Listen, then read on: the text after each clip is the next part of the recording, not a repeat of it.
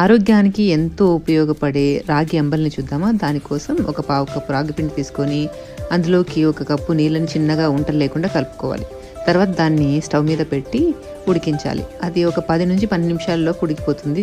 ఉడికిందా లేదా చెక్ చేయడానికి ఏంటంటే మనం చేత్తో తీసుకొని బాల్ లాగా చేయడానికి ట్రై చేస్తే అది ఉంటలాగా అవ్వాలన్నమాట. పూర్తిగా చల్లారిన తర్వాత దాన్ని ఉంటల్లాగా చేసి ఒక 3 కప్పులు నీళ్లు ఉన్న గిన్నెలోకి వేసుకోవాలి. ఈ ఉంటలు పూర్తిగా మునిగిపోవాలి మనకి.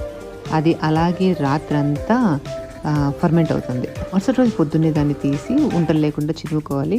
కావాలంటే ఫిల్టర్ కూడా చేసుకుంటే మేలు. ఇంకా అరకప్పు పెరుగును తీసుకొని దాన్ని మధ్యలాగా చేసి అది కూడా కలిపేసి అందులోకి తగినంత ఉప్పు, చిన్నగా తరిగిన ఒక సగం ఎర్రగడ్డ, అలాగే ఒక 2 పచ్చిమిర్చి యాడ్ చేసి తాగేసామంటే వేసవిలో చాలా మంచిది. తప్పకుండా చేసుకొని తాగండి. మీ దగ్గర మట్టి కుండ ఉంటే మాత్రం మట్టి కుండలో చేసుకోండి. Hope you enjoyed watching this video. Bye.